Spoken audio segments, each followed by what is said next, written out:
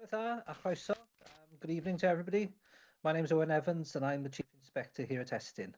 And welcome tonight to the first webinar on a series of events we've designed to offer some insights into the findings of our annual report for 2021-22.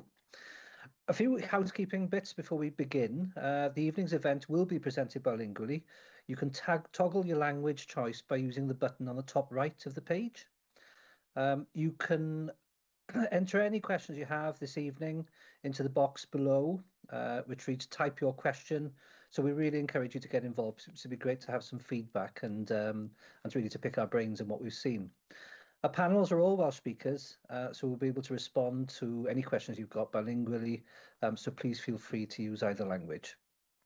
If we don't have time to get through all the questions tonight, as we've done before, we'll share our responses to any outstanding questions, and we'll try to make sure that we don't duck any. So before I start, can I just quickly ask, and this is one interactive for you to feedback on, how many people have read the Estyn annual report? I do this at every conference I go to, and the average run rate is 1. So please put your answers in the survey poll below. The reason I ask that really is because we've been trying to make the annual report and our work in general more accessible to the profession and to educators. So we've chunked the report into bite-sized sectoral reports, coupled with case studies and supporting resources. And now this is our first webinar tonight in a series really looking at what we found from the annual report. Tonight is secondary, future ones will be on the primary sector and further education. It's unique in some ways, the report in it covers the fact that we reintroduced our inspections, and I'm sure we'll reflect on that tonight, but also will give some insights really on our learning since completing the annual report. So without further ado, I'm going to hand over. I'm delighted to be joined by 2 colleagues tonight who are going to present. Kath Evans, who's Assistant Director with responsibility for the secondary sector and for inspection policy, and Lowri Evans, one of the people who led on the annual report this year, our Leader Inspector for the secondary sector. So without further ado, Kath, I'll hand over to you. Diolch yn fawr, Owen, a chroeso bawb. This evening, Lowri and I'll share the main messages with you from our annual report for the academic year 2020-21, as well as introducing you to some of the resources that we've produced for the first time this year. Before we share the key findings from the annual report with you, I'd just like to tell you a little bit more about the sample of schools this year. Our inspection schedule for 2020-21 was different to that from previous years. Because of the pandemic, we didn't resume core inspections until after February half term, meaning that we inspected far fewer secondary schools than usual, though we continued with our work monitoring schools in statutory categories throughout the year. In addition, the schools we initially inspected between February and Easter had all volunteered to participate in our pilot inspections. As a result, the sample for the year was selected in a different way to our usual processes for scheduling inspections. Diolch Cath, a noswaith dda I chi gyd. Good evening to you all. As As Owen mentioned, we have made a number of changes to the annual report this year. Our aim was to make it more manageable and accessible and more useful for practitioners, in effect. So I hope that we have succeeded in that respect. So you can find the annual report by clicking on the link in the conversation, or you can go to our website and click on the annual report, which is on the top of the page. That then takes you to a specific page for the report itself. And on that particular page, you'll be able to get access to the full report, where maybe you're kind of more familiar with the traditional report that was published in January. Also, there's a concise report that was published in September. There's resources for staff and also for resources for pupils as well. And we'll be discussing more about them a little bit later. So there's a specific for different sectors. There are some based on specific themes and also different kind of breakdown. But we'll be concentrating on the secondary sector tonight. Thanks, Lowri. The report covers 3 main areas: care, support and guidance and well-being, teaching and learning, and leadership. Firstly, we'll talk about the main messages around care, support and guidance and well-being.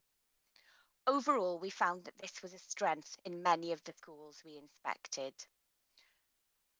We found that schools needed to respond to the increased well-being needs of pupils in light of the pandemic. And they also told us that they found it more difficult to access external support, though they continue to work well with external agencies. Many enhanced their internal provision to support pupils with specific emotional, health and social needs. We also noted that a majority of schools were making positive progress towards implementing the new ALN Net Wales Act, providing effective support for pupils with additional learning needs. In general, we found that many pupils were developing well as ethical, caring citizens who respect difference and diversity. We also saw in our inspection work that pupils exhibited an appetite to learn more about other cultures as well as their own. However, having said that, our report on Welsh history, including Black, Asian and minority ethnic history, identity and culture, showed that pupils were not always given these opportunities.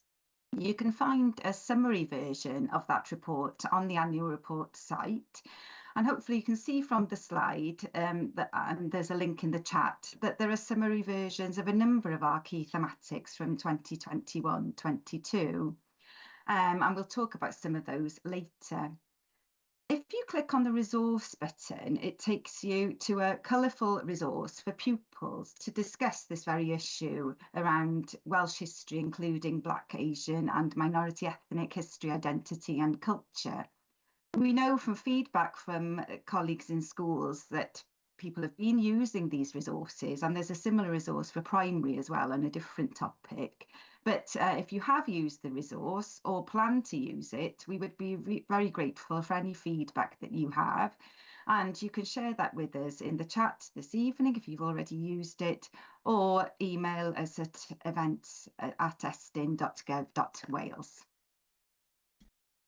Diolch, Lowri. So if we go back to the main messages of the report, we see that a lot of schools have processes in place which are suitable to deal with bullying. Also, we've seen an increase in the number of pupils managing their behaviour following the pandemic, and this is a continuous challenge for schools. Because of the attempts of the staff to sort this, and this continued, and the processes that the school had in place wasn't always what was required and strict enough. So in October 21, so secondary school sexual issues that happened within secondary school. This is a report that was very important to young people. Even though the school were providing their resources to deal with this matter, some pupils were struggling with sexual issues, problems with it between peers. So there's a pack of resources available for pupils on our website, and also a short report. So very important point of well-being is presence. And by the end of the 22 academic year, the presence came to light. We didn't have any kind of data available to us. And as you know as well, the coming into the school is a national concern because it's lower than it was before the pandemic. And the pupils that were coming to school is much lower than it was. So there's a lot of reasons for this. As we saw with our review work, there's the ways that pupils kind of work their school day because of coming from school. More people tend to take holidays during term time because they weren't able to take holidays during the pandemic. There's other kind of health issues have been cropped up as well as COVID. There's no fees also for long term of absence, but the staff don't they don't monitor the presence in the same way as they used to before the pandemic. That had not the best effect on other kind of aspects of the presence issue. Thank you, Lowri. We'll turn to teaching and learning now. All schools were impacted by the pandemic, and the impact on pupil skills came through very strongly in our work. In particular, pupils' oracy, writing and numeracy skills regressed during periods of lockdown. However, we found that schools where the quality of teaching was a main focus and where teaching was consistently effective were particularly successful in helping pupils to overcome the difficulties brought about by the pandemic. In most schools, teachers nurtured positive working relationships with pupils. But the most effective teachers planned carefully to meet the needs of individual pupils.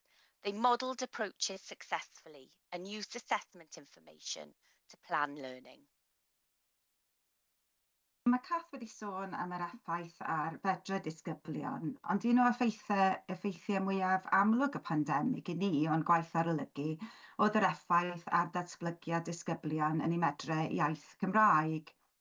I lawr y So to a lot of the pupils, the pandemic represented a lot of an extended time where they didn't have anything to do with the language and they didn't hear the language from day to day. So Welsh and English medium schools had a negative impact and affected the confidence of pupils to actually use the Welsh language. A lot of schools work incredibly hard to try and kind of revive this decline, but it's very difficult to recruit to the Welsh sector and attract Welsh medium teachers to schools, and this is a continuous problem. Thank you, Lowri. So we'll listen now about the curriculum. When we went back into the schools were in the process of preparing for the Welsh curriculum because all the schools were at different stages in terms of developing their curriculum. In a few schools, planning the curriculum was based on research, based on the context of the school.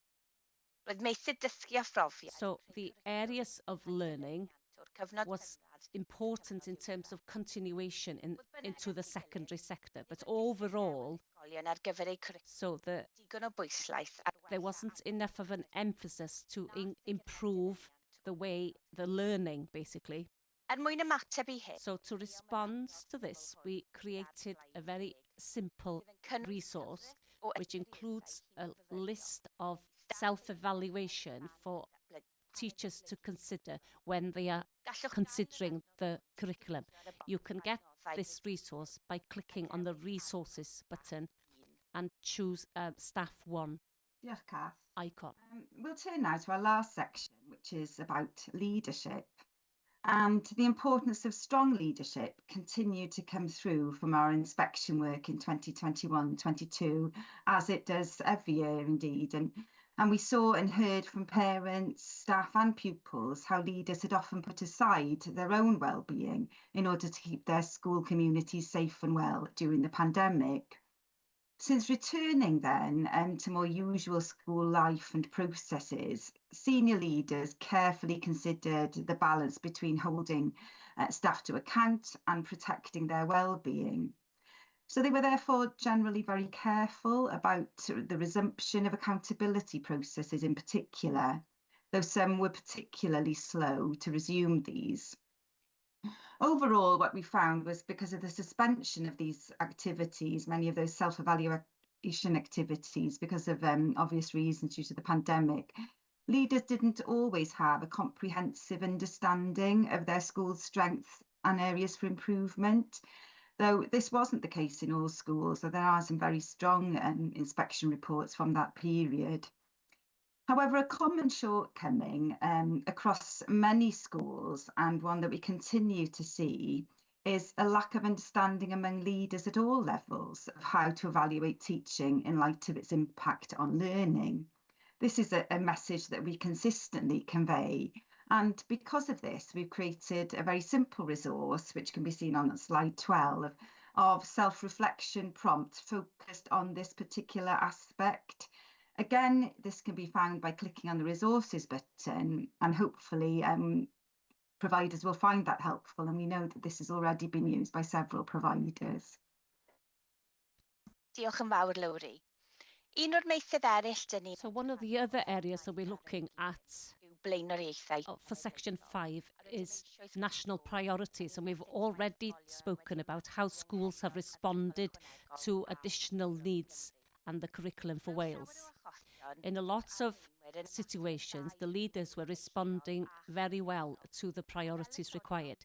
But as I said, the developments in terms of the curriculum were a bit inconsistent because the times were different and the curriculum hadn't been introduced in secondary schools at the time. So the focus was on the national priorities. So the leaders weren't prioritising in improving the learning of the pupils. Diolch, Kath. Lastly, we found that in many of the schools inspected, professional learning was well planned and had a positive impact on the quality of teaching and learning.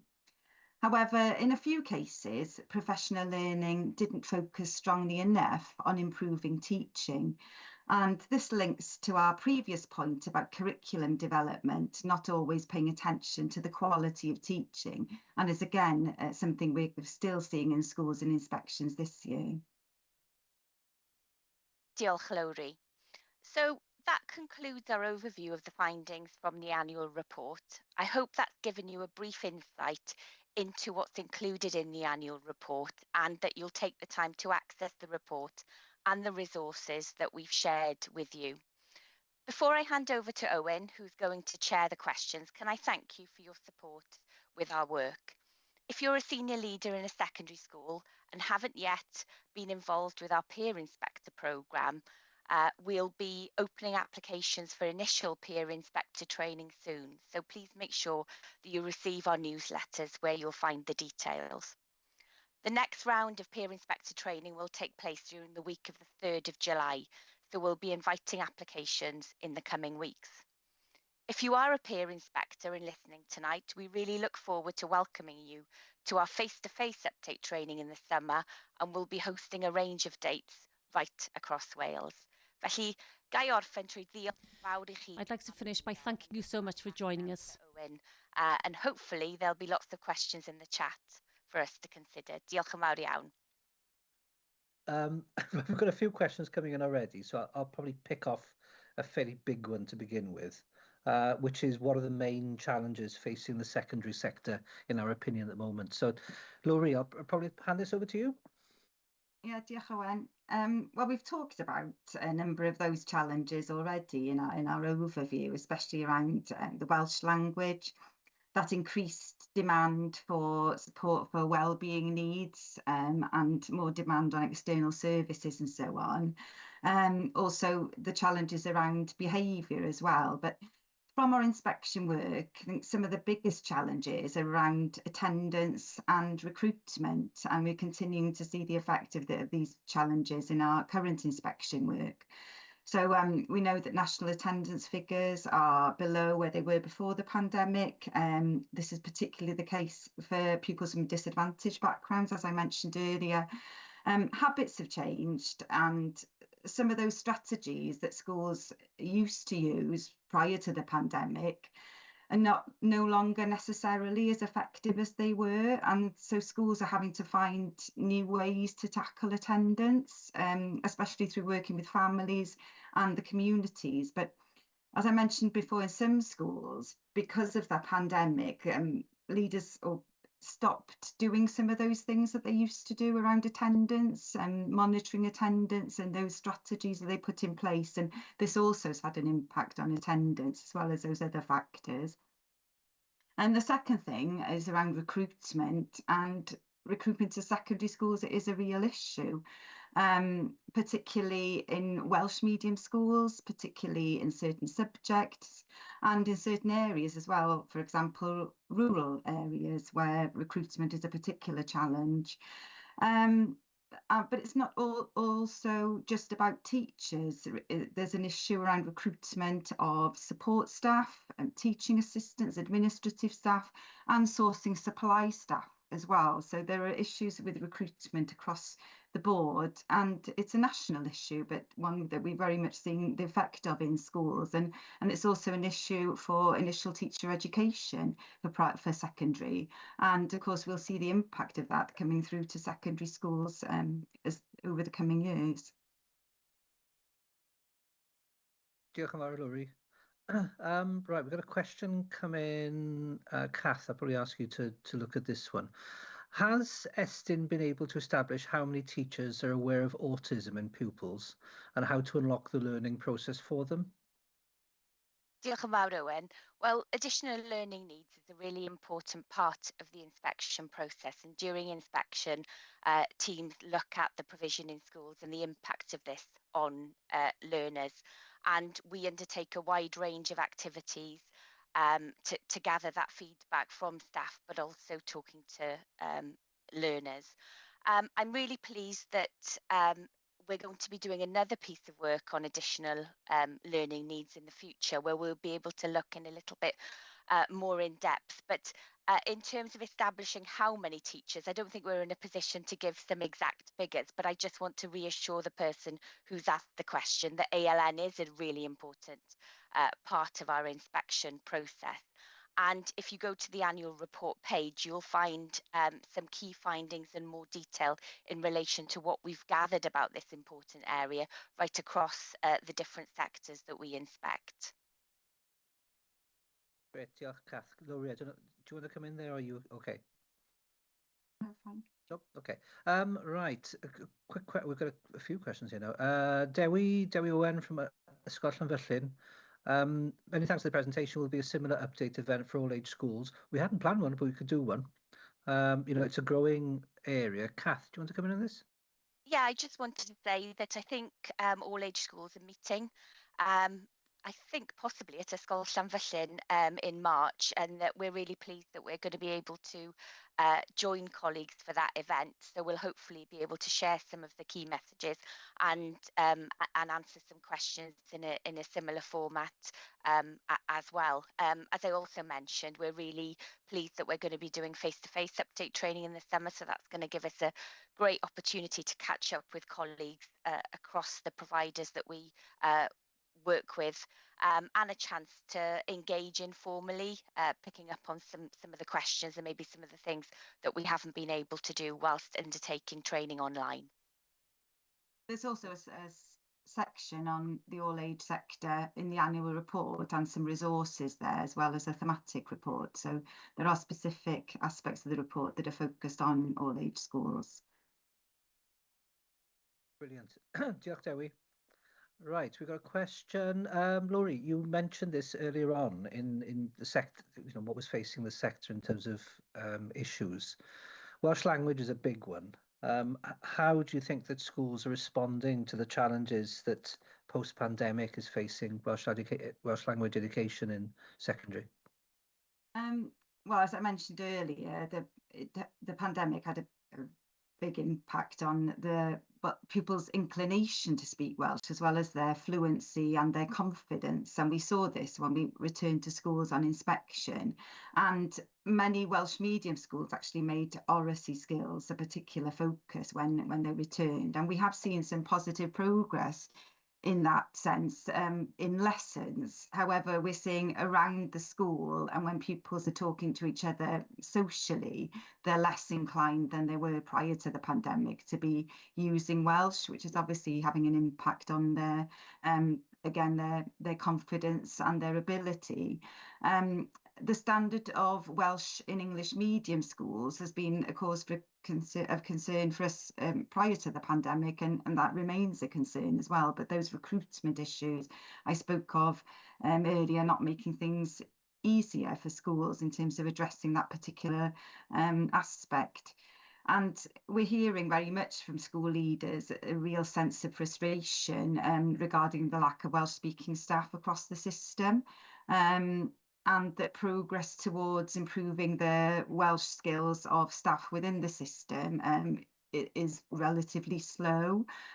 We have seen some examples of collaboration between a Welsh for Adults provider, local authority, and HE provider to improve the skills of staff and of students studying ITE.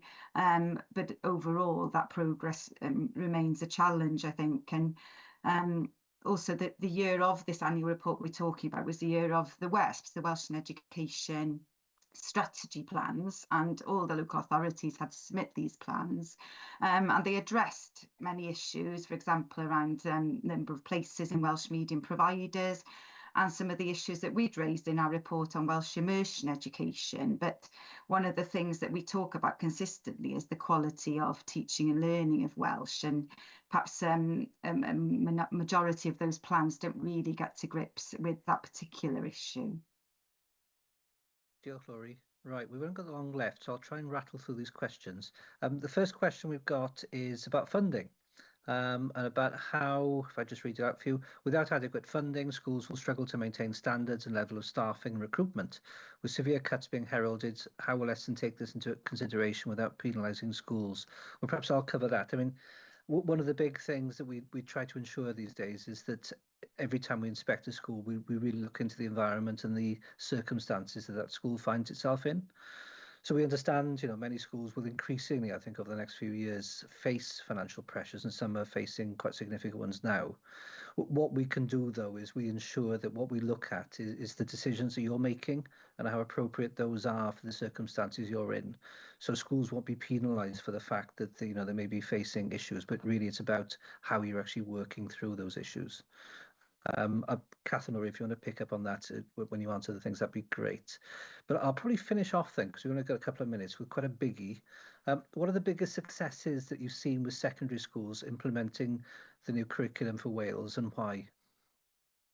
I'm happy to come in on that, Owen. I mean, one of the key themes within this year's annual report is around curriculum for Wales. So, there's a lot more information there, but I think the schools that we've inspected this year, where we've seen schools have been particularly successful, it's where they've really focused on developing their whole school vision, where they've worked well with all staff and partners, and really prioritised professional learning for staff, but also maintained a strong focus on the quality of teaching and learning. So there's some great case studies in our annual report. So please go there and have a look for some more information. I know time is ticking away now. Great, diolch, Kath. Right, we're coming towards the end, so just a couple of things to tidy up at the end. First of all, big thanks, Lowri, Kath, diolch yn fawr i chi. Thank you everyone who's joined us this evening. If any feedback, as always, is always really welcome about how we can improve these events, or anything you'd like to see Estyn doing to make our work more accessible to you, please do go and have a look at the annual report. You can now download the actual specific sectors you're looking for with associated resource materials. And really just to flag that this is the first in a series. We'll be doing primary, I think, next, and then one for further education. We'll look into all age. But also, please keep an eye out, because we have a few thematic reports being published in the coming months. In May, we'll be publishing a very interesting paper on reading in 10 to 14-year-olds, and we'll be also looking about the involvement of governors in schools. So please look out for those. But without further ado, I'll just say thank you for joining us tonight. I hope it's been useful to you, wherever you are. And a huge thanks, as always, out to the profession for everything you do. So on behalf of myself, on behalf of Kath, Lowri and the team at Estyn, diolch yn fawr i chi gyd, and I hope you'll provide some feedback just to make sure that we can continue evolving this approach. Diolch yn fawr i chi gyd.